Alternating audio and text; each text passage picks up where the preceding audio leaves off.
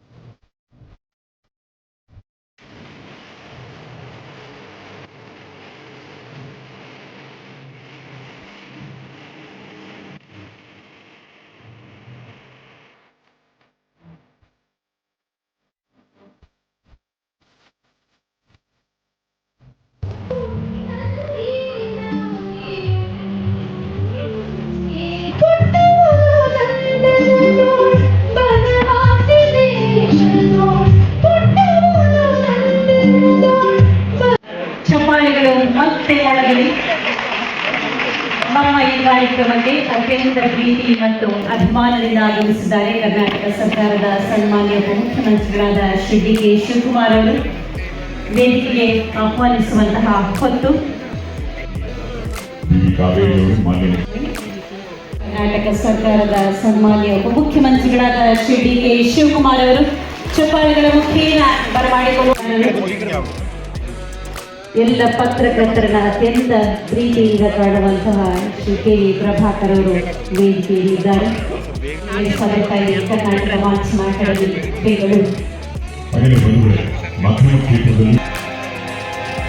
ಜೈ ಭಾರತ ಜನನಿಯ ತನುಜಾತೆ ಜಯ ಹೇ ಕರ್ನಾಟಕ ಮಾತೆ ಜಯ ಸುಂದರ ನದಿವನ ಗಣನಾಡೆ ಜಯ ಹೇ ರಸ ಋಷಿಗಳ ವೀರೆ ಜಯ ಭಾರತ ಜನನಿಯ ತನುಜಾತೆ ಭೂದೇವಿಯ ಭಕ್ತರ ಗಣಗಣದ ಘೋಷ ಜನನಿಗೆ ಶ್ರೀಗೌರಿಯ ಆದೇಶ ಮಧುರಿನ ಗಿರಿಗಳ ಸಾಲೆ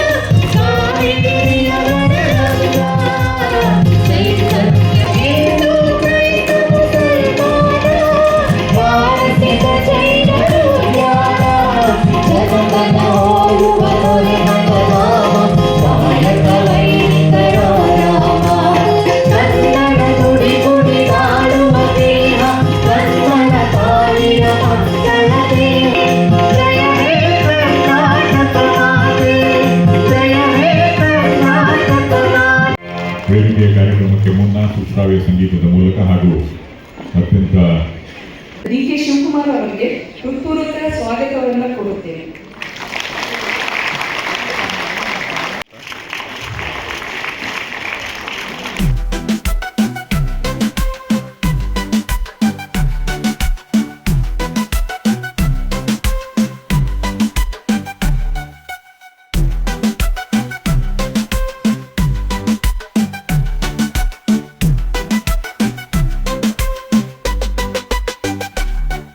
ಎಕ್ಸ್ಪೆಕ್ಟೇಷನ್ ಇಟ್ಕೊಂಡಿದ್ದಾರೆ. ಈಗ ಫಸ್ಟ್ ಮಹಿಳೆ ಅಧ್ಯಕ್ಷರಾಗಿ ಇವರು ಏನ್ ಮಾಡ್ತಾರೆ, what different will we get, what changes will come here. But friends, implemented several programs which have been carried along in the past also. We took up this scheme, the SCST scheme for young journalists. Shivakumar ಹಾಗೂ ಎಲ್ಲ ಗಣ್ಯರು ವೇದಿಕೆ ಮುಂಭಾಗಕ್ಕೆ ಬಂದು ದೀಪವನ್ನು ಬೆಳಗಿಸೋದ್ರ ಮೂಲಕ 2023 ಕಾವೇರಿ ಮಾನ್ಯ ಮುಖ್ಯಮಂತ್ರಿಯವರ ಕಾರ್ಯದರ್ಶಿ ಹಾಗೂ ಸರ್ಕಾರದ ಕಾರ್ಯದರ್ಶಿಗಳು ಕೂಡ ಜೊತೆಯಾಗಿದ್ದಾರೆ. ಶ್ರೀ ಕೆ.ವಿ. ಪ್ರಭಾಕರ್ ಅವರು ನಮ್ಮೆಲ್ಲರ ಮೆಚ್ಚಿನ ಎಲ್ಲರನ್ನ ಪ್ರೀತಿಯಿಂದ ಕೊಯ್ಯುವಂತಹ ಶ್ರೀ ಕೆ.ವಿ. ಪ್ರಭಾಕರ್ ಅವರು ಮಾನ್ಯ ಮುಖ್ಯಮಂತ್ರಿಗಳ ಮಾಧ್ಯಮ ಸಲಹೆಗಾರರು ಜೊತೆಯಾಗಿದ್ದಾರೆ.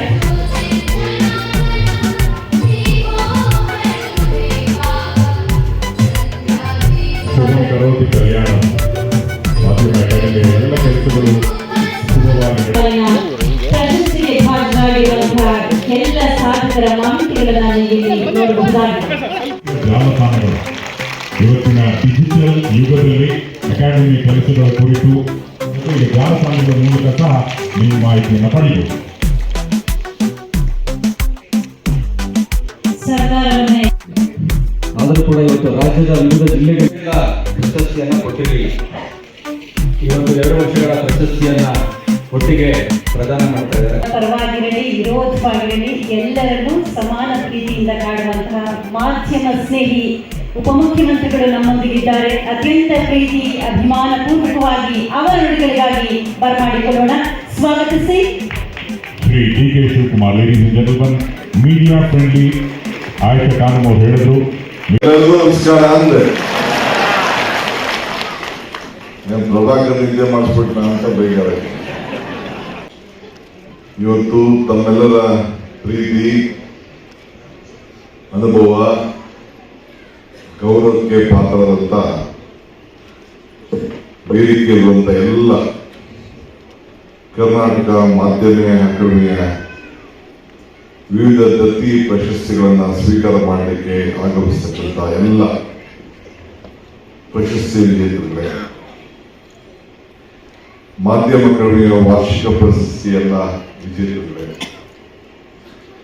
ಬಹಳ ಮೀಡಿಯಾದ ಪ್ರಮುಖ ಲೀಡರ್ಸ್ ಇದ್ದೀರಿ. ಲೀಡರ್ಸ್ ಅಂದ್ರೆ ಬಹಳ ವರ್ಷದಿಂದ ಹಿರಿತನವನ್ನ ಗಳಿಸಿ ತಂದೆ ಆದಂತ ಅನುಭವವನ್ನು ಹೊಂದಂತ ಎಲ್ಲ ಮಾಧ್ಯಮದ ಸ್ನೇಹಿತರಿದ್ದೀರಿ. ಸುಮಾರು 30-40 ವರ್ಷದಿಂದ ನನಗೂ ಪರಿಚಯ ಅಂತವೆಲ್ಲ ಕೂಡ ಇದ್ದೀರಿ. ವಿಶೇಷವಾಗಿ ಪ್ರಭಾಕರ್ ಅವರು ಹೇಳಿದಂಗೆ ನಮಗೊಂದು ಸಂತೋಷ ಏನಪ್ಪಾ ಅಂದ್ರೆ ಮಾಧ್ಯಮ ಸ್ನೇಹಿತರ ಕುಟುಂಬವನ್ನ ಭೇಟಿ ಮಾಡುವಂತ ಒಂದು ಭಾಗ್ಯ ನನಗೂ ಸಿಕ್ಕಿದೆಯಲ್ಲ, ಅದಕ್ಕೆ ನಾನು ಎಲ್ಲರೂ ಕೂಡ ಈ ಸಂದರ್ಭದಲ್ಲಿ ಅಭಿನಂದಿಸುತ್ತೇನೆ. ವಿಶೇಷವಾಗಿ ಆರೋಗ್ಯ ವಿಚಾರ ಬಹಳ ಪ್ರಮುಖವಾದಂತ ವಿಚಾರ. ಈಗಾಗಲೇ ಕಾವೇರಿ ಮೇಡಮ್ ಅವರು ಕರೆದು ಎಲ್ಲ ಮಾತುಕತೆ ಎಲ್ಲ ಮಾಡ್ತಾ ಇದ್ದಾರೆ. ಈ ಹೆಲ್ತ್ ಇನ್ಶೂರೆನ್ಸ್ ಬಹಳ ಇಂಪಾರ್ಟೆಂಟು. ಎಷ್ಟು ಮಟ್ಟಕ್ಕೆ ಹೆಲ್ತ್ ಇನ್ಶೂರೆನ್ಸ್ಗೆ ನಾವು ಕೊಡಬೇಕು ಅನ್ನೋದು ಈಗಾಗಲೇ ಚಿಂತನೆ ನಡೀತಾ ಇದೆ.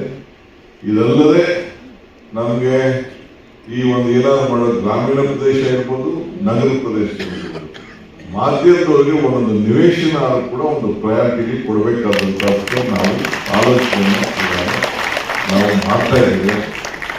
ಏನು ಯಾರಿಗೂ ಅಂತ ಹೇಳಿ ಇನ್ಫ್ಲೂಯೆನ್ಸ್ ಮಾಡಿ ಅದಕ್ಕೆ ಏನು ಲಂಚ ಕೊಟ್ಟಂಗಲ್ಲ. ಇದನ್ನ ಗೌರವದಿಂದ ಬದುಕಲಿಕ್ಕೆ ಕೊನೆಯ ಗಳಿಗೆಯಲ್ಲಿ ಒಂದು ಸ್ವಂತ ಮನೆ ಎಂದರೂ ಕೂಡ ತಂದೆ ಆದಂತ ಒಂದು ಗೂಡು ಅಂತ ಇರಬೇಕಾಗ್ತದೆ, ಒಂದು ಮನೆ ಅಂತ ಇರಬೇಕಾಗ್ತದೆ. ಆ ದೃಷ್ಟಿಯಿಂದ ಸರ್ಕಾರ ಯಾರಿಗೋ ರಿಸರ್ವೇಶನ್ ಕೊಡ್ತೀವಿ ನಾವು. ಅಲಾಟ್ಮೆಂಟ್ ಮಾಡೋಂಥ ಸಂದರ್ಭದಲ್ಲಿ ಮೀಡಿಯಾ ಫ್ರೆಂಡ್ಸ್ಗೂ ಕೂಡ ಒಂದಷ್ಟು ರಿಸರ್ವೇಶನ್ ಏನು ನಮ್ಮ ಲೋಕಲ್ ಬಾಡಿ ಅಥಾರಿಟಿಗಳಲ್ಲಿ ನಾವು ಏನು ಕೊಡ್ತೇವೆ, ಇಲ್ಲ ಪ್ರೈವೇಟ್ ಅವರಲ್ಲಿ ಏನು ನಾವು ಪ್ಲಾನ್ಗಳನ್ನು ಸ್ಯಾಂಕ್ಷನ್ ಮಾಡ್ತೇವೆ, ಅಲ್ಲೂ ಕೂಡ ಆಲೋಚನೆ ಮಾಡಲಿಕ್ಕೆ ಈಗಾಗಲೇ ಚರ್ಚೆಯನ್ನು ನಮ್ಮ ಸರ್ಕಾರ ಈಗಾಗಲೇ ಪ್ರಾರಂಭವನ್ನು ನಾವು ಮಾಡಿದೆ. 5 ವರ್ಷದಿಂದ ಅದು ಕೂಡ ಹಂಗೆ ಇತ್ತು. ಅದಕ್ಕೂ ಕೂಡ ಈಗಾಗಲೇ ಒಂದು ವಾಪಸ್ ಅದಕ್ಕೆ ಜೀವವನ್ನು ಕೊಟ್ಟಿದೆ. ಸೊ ಇವತ್ತು 2 ವರ್ಷದಿಂದ ನಾವೇನು ಅವಾರ್ಡನ್ನ ಕೊಡಬೇಕು ಅಂತ ನಿಂತಿತ್ತು, ಅದನ್ನ ಇವತ್ತು ಸ್ವಲ್ಪ ಪ್ರೈಸ್ ಕೂಡ ಇವತ್ತು ಎನ್ಹಾನ್ಸ್ ಮಾಡದಂಗೆ ನಮಗೂ ಎಲ್ಲ ಬೆಲೆಗಳೆಲ್ಲ ಗಗನಕ್ಕೆ ಹೋಗ್ತಾ ಇದೆ, ಆದಾಯ ಪಾತಾಳಕ್ಕೆ ಹೋಗ್ತಾ ಇದೆ. ಇದನ್ನ ಗಮನದಲ್ಲಿ ಇಟ್ಕೊಂಡು ಈ ಅವಾರ್ಡಲ್ಲೂ ಕೂಡ ಸ್ವಲ್ಪ ಜಾಸ್ತಿ ಮಾಡಬೇಕು ಅನ್ನೋದು ತೀರ್ಮಾನ ಸರ್ಕಾರ ಮಾಡಿ ಇವತ್ತು ಪ್ರಶಸ್ತಿಯನ್ನ ಮಾಡ್ತಾ ಇದೆ. ಒಂದು ಈ ಸಂದರ್ಭದಲ್ಲಿ ತಾವು ನಾನು ಕೇಳೋದಿಷ್ಟೇ, ಸ್ವಾತಂತ್ರ್ಯ ನಿಮಗೆಲ್ಲರೂ ಕೂಡ ಇದೆ. ಮಾಧ್ಯಮದಲ್ಲಿ ಬೇಕಾದಷ್ಟು ಸರ್ಕಾರಗಳನ್ನ ಬದಲಾವಣೆ ಮಾಡೋಂಥ ಶಕ್ತಿ ಕೂಡ ನಾನು ನೋಡಿದ್ದೇನೆ. ಲೀಡರ್ಗಳನ್ನ ದೊಡ್ಡ ಲೀಡರ್ಗಳು ಮಾಡೋದನ್ನು ನೋಡಿದ್ದೇನೆ.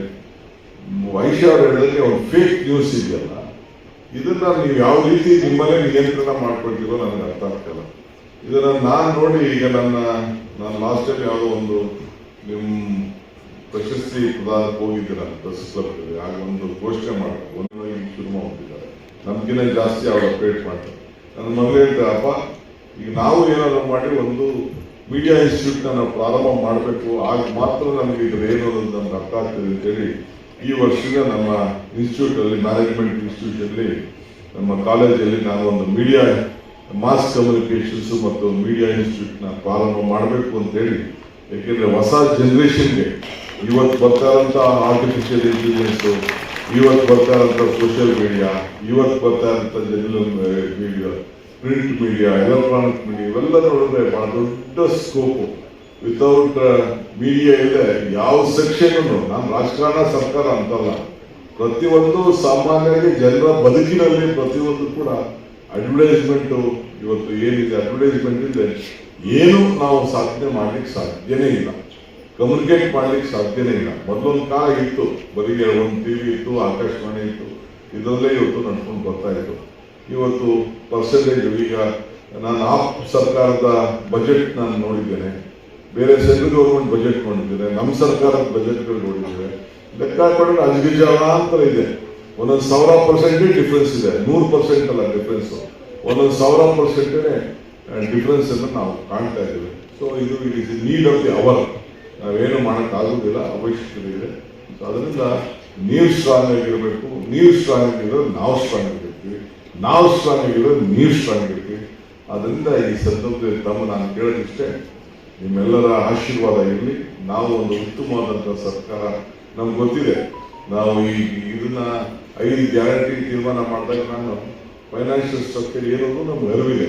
ಬಟ್ ಇವತ್ತು ಜನದ ಬೆಲೆ ಏರಿಕೆ ಗಗನಕ್ಕೆ ಹೋಗ್ತಾ ಇದೆ ಅಂತ ಹೇಳಿದಾಗ ಹೆಂಗೆ ಕಾಮನ್ ಮ್ಯಾನ್ ಇವತ್ತು ಸರ್ಕಾರ ಸಂಸಾರಗಳನ್ನು ನಡೆಸಲಿಕ್ಕೆ ಸಾಧ್ಯ ಆಗ್ತದೆ ಅನ್ನೋ ದೃಷ್ಟಿಯಿಂದ ನಾವು ಒಂದು ದೊಡ್ಡ ತೀರ್ಮಾನ ಮಾಡಿ 56,000 ಕೋಟಿ ರೂಪಾಯಿ ಎಷ್ಟೋ ಜನ ಆಡ್ಕೊಂಡ್ರು, ಏನು ಹೆಣ್ಮಕ್ಳಿಗೆಲ್ಲ ಫ್ರೀ ಕಳಿಸ್ತು, ಈಗೆಲ್ಲ ಬೇಕಾದ ಹೀಗೆಲ್ಲ ಮಾಡಿದ್ರು. ನಾನು ಅದನ್ನೆಲ್ಲ ಚರ್ಚೆ ಮಾಡಕ್ಕೆ ಹೋಗುದಿಲ್ಲ. ಇವತ್ತು ಆರ್ಥಿಕವಾಗಿ ಆಗ್ಬೋದು, ಏನೋ ಒಂದು ಸ್ವಾಭಿಮಾನದ ಬದುಕಿನಲ್ಲಿ ಹೆಣ್ಣು ಕುಟುಂಬದ ಹೆಣ್ಣು ಫಸ್ಟ್ ಶಕ್ತಿ ಕೊಟ್ಟರೆ ಆ ಕುಟುಂಬ ಚೆನ್ನಾಗಿರ್ತದೆ ಅನ್ನೋ ದೃಷ್ಟಿಯಿಂದ ಸ್ವಲ್ಪ ಹೆಣ್ಮಕ್ಳ ಬಗ್ಗೆ ಎಷ್ಟು ನಾವು ಒತ್ತಡ ಕೊಟ್ಟು ಇವತ್ತು ಶಕ್ತಿ ಯೋಜನೆ ಇರ್ಬೋದು, ಗೃಹಲಕ್ಷ್ಮಿ ಯೋಜನೆ ಇರ್ಬೋದು, ಅನ್ನಭಾಗ್ಯ ಇರ್ಬೋದು, ಇವೆಲ್ಲ ಒಂದು 3-4 ಇಂಪಾರ್ಟೆಂಟು ಹೆಣ್ಮಕ್ಳಿಗೆ ಸ್ವಲ್ಪ ಪೂರ್ವಕವಾಗಿ ಶಕ್ತಿ ಸಿಗೋ ರೀತಿ, ವಿದ್ಯುತ್ ಶಕ್ತಿ ವಿಚಾರ ಇರ್ಬೋದು, ಎಲ್ಲ ಕೂಡ ಸಂಸಾರ ನಡಲಿಕ್ಕೆ ಒಂದು ಅವಕಾಶ ಸಿಗಬೇಕು ಅನ್ನೋ ದೃಷ್ಟಿಯಿಂದ ಈ ಒಂದು ದೊಡ್ಡ ಐತಿಹಾಸಿಕ ತೀರ್ಮಾನ ನಾವು ಮಾಡ್ಕೊಂಡು ಬಂದು ನಮ್ಮ ಮೇಲೆ ಟೀಕೆ ಮಾಡ್ತಾ ಇದ್ರು, ವಿರೋಧ ಪಾರ್ಟಿ ಟೀಕೆ ಮಾಡ್ತಾ ಇದ್ರು, ಬಿಜೆಪಿ ಟೀಕೆ ಮಾಡ್ತಾ ಇದ್ರು. ನಮ್ಗಿನ್ನ ಮುಂಚಿತವಾಗಿ ಅವರು ಕೂಡ ಶುರು ಮಾಡ್ಬಿಟ್ಟು ಮಧ್ಯಪ್ರದೇಶದ ಬಂದ ಹಂಗೆ set a standard of this, ಯಾವ ರೀತಿ ಸೋಷಿಯಲ್ ಸೆಕ್ಯೂರಿಟಿನ ಸಹಾಯ ಮಾಡಬೇಕು ಅಂತ ಹೊರಟಿದೆ. ಹಂಗೆ ಜನರ ಬದುಕಿಗೆ ಸರ್ಕಾರ ಸಹಾಯವನ್ನು ಮಾಡಬೇಕಾಗ್ತದೆ.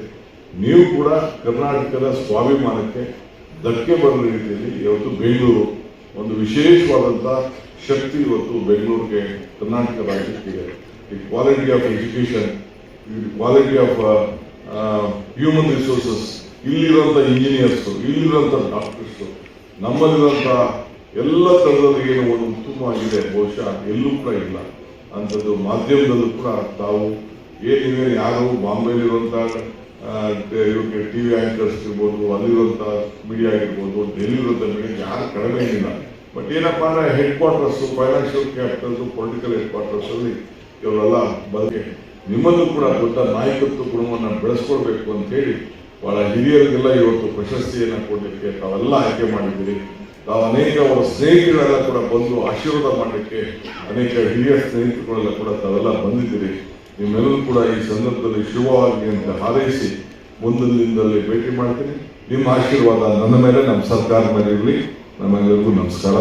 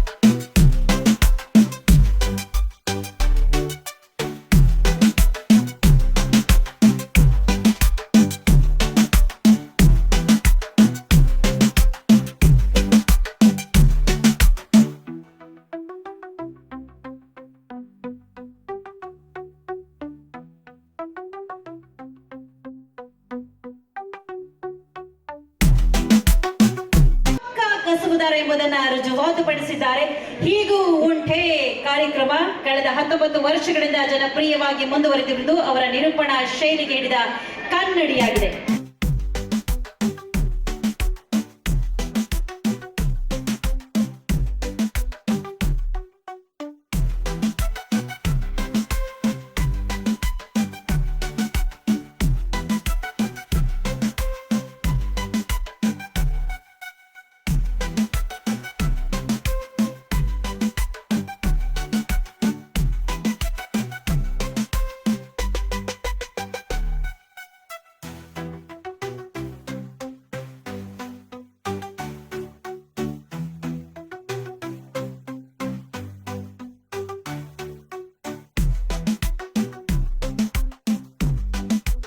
ಕೊಪ್ಪಳ ಜಿಲ್ಲೆಯಿಂದ ನಮ್ಮ ಸ್ನೇಹಿತರಾದಂತ ಶ್ರೀ ಎಚ್.ಎಸ್. ಹರೀಶ್ ಅವರು ಮಾಧ್ಯಮ ಪ್ರಶಸ್ತಿಗೆ ಆಯ್ಕೆಯಾಗಿದ್ದಾರೆ. ಮಾಧ್ಯಮ ಪ್ರಶಸ್ತಿಗೆ ಹಿರಿಯರು ಮತ್ತು ಕರೆದಿರ್ತಕ್ಕಂಥ ಮಾನ್ಯ ಶ್ರೀ ಮುಖ್ಯಮಂತ್ರಿಗಳಿಂದ ಪಡೆದಂತ ಪ್ರಶಸ್ತಿ. ತಮ್ಮ ಅಭಿಪ್ರಾಯ ಏನು ಇದ್ರ ಬಗ್ಗೆ ಹರೀಶ್ ಅವರು? ಕಳೆದ 35 ವರ್ಷಗಳಿಂದ ಪತ್ರಿಕಾ ಸೇವೆಯಲ್ಲಿ ಸೇವೆ ಸಲ್ಲಿಸಿದ್ದಕ್ಕಾಗಿ ಇದು ಒಂದು ಕರ್ನಾಟಕ ಸರ್ಕಾರದಿಂದ ಲಭಿಸಿದ್ದು ಒಂದು ಸಂತೋಷವಾಗಿದೆ. ಈ ಒಂದು ಸಾರ್ಥಕ ಸೇವೆ ಅಂತ ನನಗನ್ನಿಸ್ತಾ ಇದೆ. ಖುಷಿಯಾಗಿದೆ ಮತ್ತು ನಮ್ಮ ಕುಟುಂಬ ಸಮೇತ ನಾವೆಲ್ಲರೂ ಆಗಮಿಸಿ ಈ ಪ್ರಶಸ್ತಿಯನ್ನು ಸ್ವೀಕರಿಸಿವಿ. ಮಾನ್ಯ ಮುಖ್ಯಮಂತ್ರಿಗಳು ಬರಬೇಕಾಗಿತ್ತು, ಅವರ ಅನಾರೋಗ್ಯದಿಂದ ಬಂದಿಲ್ಲ. ಉಪಮುಖ್ಯಮಂತ್ರಿಗಳಿಂದ ಈ ಪ್ರಶಸ್ತಿಯನ್ನು ಮಾಧ್ಯಮ ಅಕಾಡೆಮಿ ಪ್ರಶಸ್ತಿಯನ್ನು ಸ್ವೀಕರಿಸಿದ್ದಕ್ಕೆ ಬಹಳ ಸಂತೋಷ, ಆನಂದವಾಗಿದೆ. ಪ್ರಶಸ್ತಿ ಬಂದಿದೆ, ತಮಗೆ ಏನ್ ಅನ್ಸುತ್ತೆ? ನಮ್ಗೆ ಯಾವ ತರ ಖುಷಿ ಆಗಿದೆ ಅಂತ? ಖುಷಿ ಆಗಿದೆ, ಯಾಕಂದ್ರೆ ಅವ್ರು ಮಾಡಿದಂತ ಸಾಧನೆಗೆ ಸರ್ಕಾರ ಅದನ್ನ ಪುರಸ್ಕಾರ ಮಾಡಿ ಗೌರವಿಸಿ ಆ ಒಂದು ಪ್ರಶಸ್ತಿ ಕೊಟ್ಟಿದ್ದಕ್ಕೆ ತುಂಬಾ ಸಂತೋಷವಾಗಿದೆ ನಮ್ಮ ಎಲ್ಲಾ ಕುಟುಂಬದವರಿಗೆ. ನೀವೇನಾದ್ರೂ ಹೇಳಕ್ ಇಷ್ಟಪಡ್ತಾರೆ? ಎಚ್.ಎಸ್. ಹರೀಶ್ ರವರು ನಮ್ಮ ಕೊಪ್ಪಳ ಜಿಲ್ಲೆಯ ಹಿರಿಯ ಪತ್ರಕರ್ತರು, ಜೊತೆಗೆ ರಾಜ್ಯ ಕಾರ್ಯಕಾರಿಣಿ ಸಮಿತಿ ಸದಸ್ಯರಾಗಿ ಕೂಡ ಕರ್ನಾಟಕ ಕಾರ್ಯನಿರತ ಪತ್ರಕರ್ತರ ಸಂಘದಲ್ಲಿ ಬೆಂಗಳೂರಿನಲ್ಲಿ ಸಾಕಷ್ಟು ಅನುಭವ ಮತ್ತು ಸಾಕಷ್ಟು ಸಾಧನೆ ಕೆಲಸ ಕಾರ್ಯಗಳನ್ನು ಮಾಡಿದ್ದಾರೆ. ಅಂತ ಹಿರಿಯರಿಗೆ ಕರ್ನಾಟಕ ಸರ್ಕಾರ ಈ ಬಾರಿ 2024ನೇ ಸಾಲಿನ ಮಾಧ್ಯಮ ಅಕಾಡೆಮಿ ಪ್ರಶಸ್ತಿಯನ್ನು ಕೊಟ್ಟಿರುವುದು ಇಡೀ ಕೊಪ್ಪಳ ಜಿಲ್ಲೆಗೆ ಒಂದು ಗೌರವ. ಹಾಗಾಗಿ ಅವರಿಗೆ ಈ ಒಂದು ಸಂದರ್ಭದಲ್ಲಿ ನಮ್ಮ ಕರ್ನಾಟಕ ಕಾರ್ಯನಿರತ ಪತ್ರಕರ್ತರ ಸಂಘದ ಕೊಪ್ಪಳ ಜಿಲ್ಲಾ ಘಟಕದಿಂದ ಅವರನ್ನು ಹೃತ್ಪೂರ್ವಕವಾಗಿ ಅಭಿನಂದಿಸುವುದರ ಜೊತೆಗೆ ಅವರನ್ನು ಇಡೀ ಕೊಪ್ಪಳ ಜಿಲ್ಲೆಯ ಎಲ್ಲ ಪತ್ರಕರ್ತರು ಕೂಡ ಈ ಒಂದು ಪ್ರಶಸ್ತಿ ಬಂದಿರುವುದಕ್ಕೆ ಅತ್ಯಂತ ಪ್ರೀತಿ ಅಭಿಮಾನದಿಂದ ಅವರಿಗೆ ಶುಭ ಕೋರ್ತೇವೆ ನಾವೆಲ್ಲರೂ ಸೇರಿ.